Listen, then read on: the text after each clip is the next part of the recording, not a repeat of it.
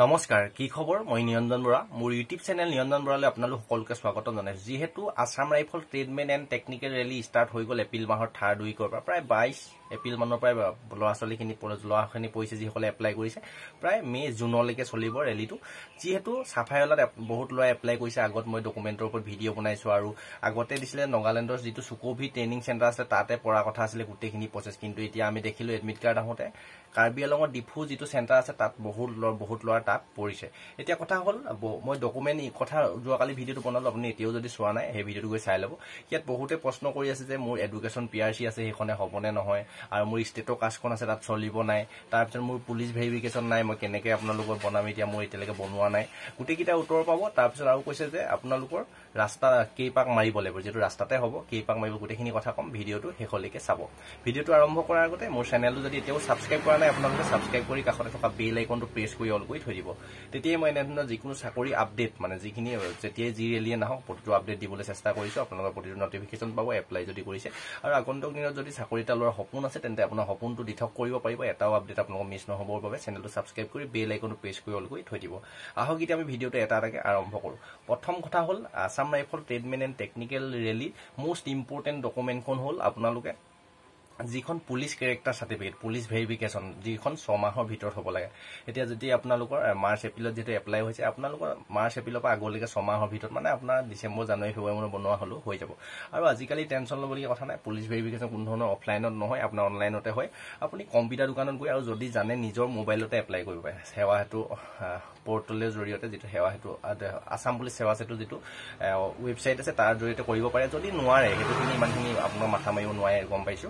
ধুনিয়াকে computer দোকানত যাওক CS চেণ্টাৰত যাওক পুলিচ ভেৰিফিকেশ্যন অনলি আপোনাৰ আধাৰ কাৰ্ডটো লৈ এপ্লাই কৰি দিও এপ্লাই কৰি দিয়াৰ পিছতে আপোনাৰ 3 দিনৰ পিছত আপোনাক থানাৰ পৰা নিজৰ থানাৰ পৰা ফোন কৰিব ফোন কৰি আপোনাৰ Aadhaar card PAN card voter card এইকেইটা জমা দি আহিবলৈ ক'ব ধুনিয়াকে দি দিব আৰু আপুনি আহি ঘৰ পাবই আৰু 2 দিনৰ পিছত ক'ব যে আপুনি আপোনাৰ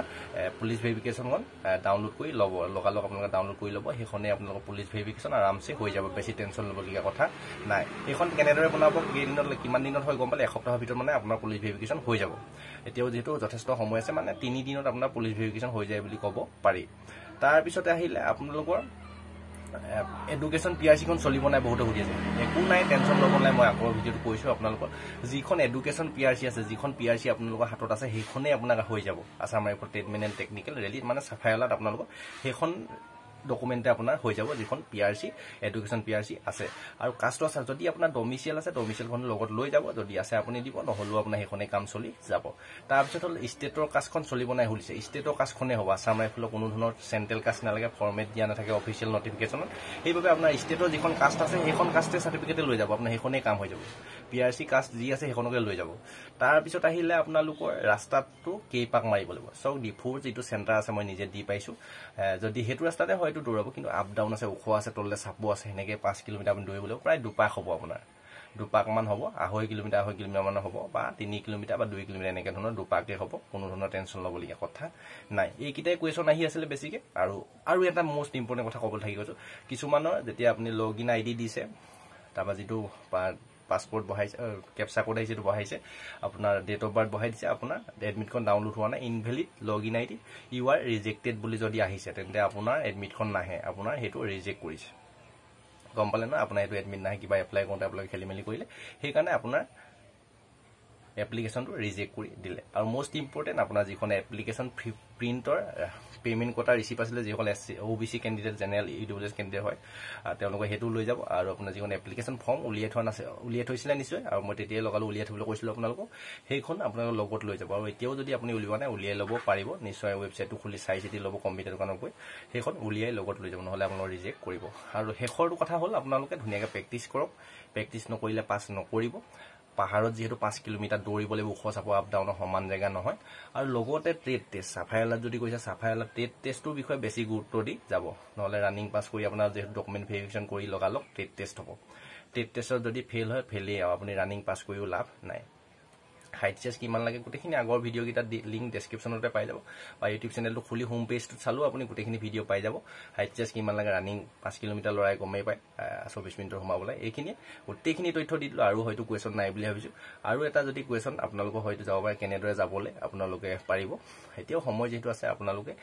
অসমৰ য'ৰ পৰাই নহওক যেনে তেনে আপুনি ট্ৰেইনত যাব ট্ৰেইনত গ'লে সুবিধা হ'ব কাৰ্বি আংলঙলৈ ডিফু যিটো চেণ্টাৰ আছে ডিফু যিটো ষ্টেচন আছে ডিফু ষ্টেচনত নামিলেই হ'ল তাৰ ছাইডতে আপুনি যদি হোটেল চোটেল পাই যাব থাকিবলৈ আৰু যদি আপুনি কেম্পৰ ওচৰত থাকে এনেকৈ মানুহৰ ঘৰ পাব ভাল নাপাব ইমান আপোনালোকে এডজাষ্ট কৰি থাকিব লাগিব 100 টকা 150 200 টকা এনেকৈ জেগাত পাব মুঠতে আপুনি যাবলৈ হ'লে যদি চিন্তা হৈছে আপুনি ডিফু ট্ৰেইন ষ্টেচনত যেনে তেনে গৈ পালে হ'ল আৰু যদি নাগালেণ্ডৰ চুকভিত পৰিছে তেন্তে ডিমাপুৰ ষ্টেচনত পালে হ'ল অসমৰ যোন ডিষ্ট্ৰিক্টৰ পৰা নহওক আপুনি ডিফু ট্ৰেইনখন ধৰি ল'ব ডিফুৰ যোনটো য'ত ডিফু চেণ্টাৰ ডিফুৰ যিটো ট্ৰেইন ষ্টেচনত ৰখা ট্ৰেইন এখনত উঠি মুঠতে এদিনৰ আগতে যাব কোৱাক তেতিয়া আপোনালোকৰ সুবিধা হ'ব ইয়াৰ পিছত নেক্সট ডিটেইলছত ভিডিঅ' লৈ আহিম যদি আপোনালোক লাগে জনাব কেনেদৰে যাব যোৱাত যদি অসুবিধা হৈ আছে মই আপোনালোক কেনেদৰে যাব কি কৰে অকল সেইটোৰ ওপৰত এটা টপিকত ভিডিঅ' লৈ আহিম আপোনালোকে চেনেলটো ছাবস্ক্ৰাইব কৰি কমেণ্ট কৰিলে হ'ল এইখিনিয়ে গোটেইখিনি কথা কৈ দিলোঁ ডেছক্ৰিপশ্যনতে হোৱাটছআপ গ্ৰুপৰ লিংক আছে টেলিগ্ৰাম চেনেলৰ লিংক আছে গোটেইকেইটা ছাবস্ক্ৰাইব কৰি ল'ব হোৱাটছআপ গ্ৰুপত জইন হৈ ল'ব আৰু ইনষ্টা আইডিটো দি থৈছোঁ ফ'ল' কৰি ৰাখিব আকৌ নেক্সট অন্য এটা অতি গুৰুত্বপূৰ্ণ ভিডিঅ' সৈতে আপোনালোকৰ সন্মুখত লগ পোৱাৰ প্ৰতিশ্ৰুতি আজি ভিডিঅ'টোৰ পৰা বিদায় লৈছোঁ আৰু ইয়াতকৈ যদি প্ৰব্লেম হৈছে তেন্তে ডাইৰেক্ট হোৱাটছআপ গ্ৰুপৰ যিটো গ্ৰুপ এডমিনৰ নাম্বাৰ আছে তাতে গৈ মোক কণ্টেক্ট কৰিব গোটেই কথাখিনি মই বুজাই দিবলৈ চেষ্টা কৰিম ধন্যবাদ